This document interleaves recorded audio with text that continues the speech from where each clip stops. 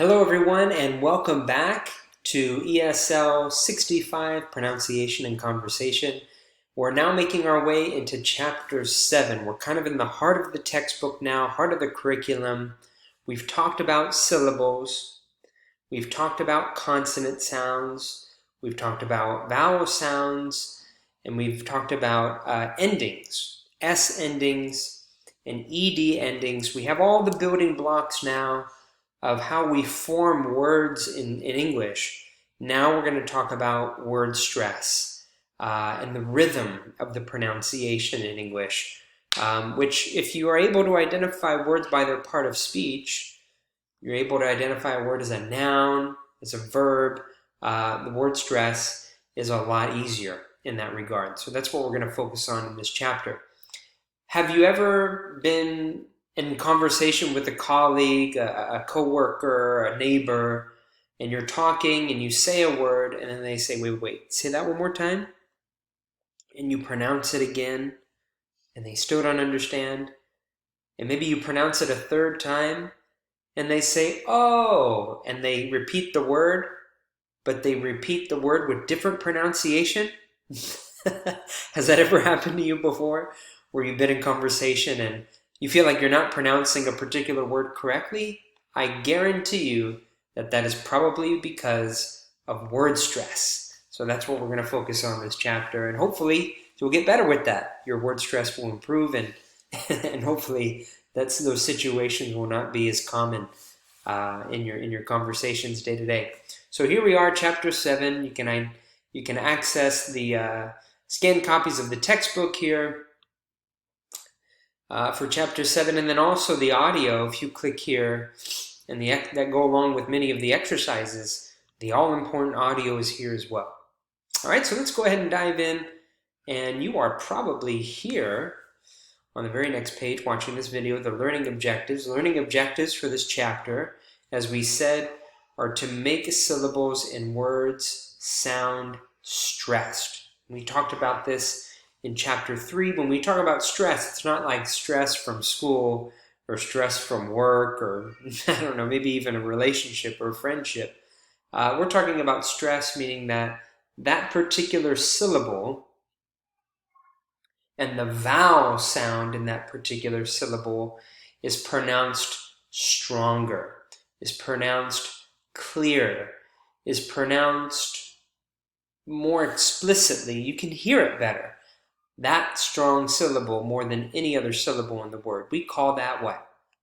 Word stress. So not stress in a bad way, stress in a good way to help with pronunciation. So we're going to learn how to make syllables in words sound stressed to make your pronunciation more clear and understandable, and your comprehension, your listening comprehension, improve that when you're able to tune your ear to word stress.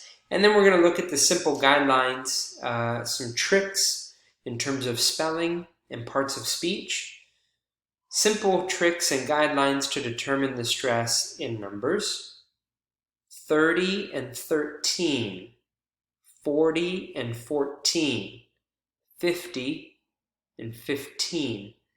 Now, how many of you were shopping or something like that and you said, excuse me, how much for these pair of shoes? And they say $50. Wait, 50 or 15? Even native English speakers need to do that from time to time because they're very similar to each other. So we'll talk about word stress with numbers, with nouns, and with verbs. Nouns and verbs, they have pretty much a straightforward rule in terms of which syllable is often stressed. And we'll go over those rules together for nouns and verbs. So in summary, in words with 2 or more syllables, remember to have a syllable needs to have a vowel sound. Okay, it needs to have at least one vowel sound, and usually one or more consonant sounds. A syllable, to form a syllable, you need 2 things. You need a vowel sound, and then more often than not, you have at least one or more consonant sounds. So for for syllables that have, let's try that again. For words that have 2 or more syllables, one syllable is stronger than the other. In words that have 2 or more syllables, and you know this, one syllable you can hear more clearly is pronounced stronger than the other. All right, this chapter we're going to go over those pronunciation guidelines, and you'll have ample opportunities to practice these stress patterns. So here you've clicked on this video, and our warm-up is the first exercise in chapter 7, exercise 1. Okay, so listen on CD1 track 53 and circle the word you hear.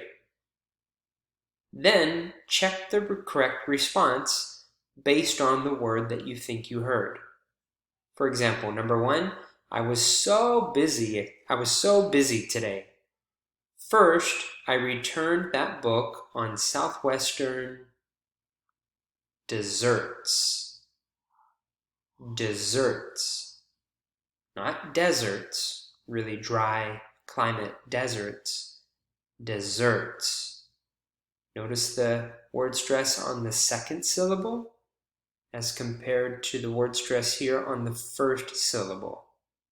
So if we're talking about desserts, well, then we must be talking about food and not deserts, talking about geography, right?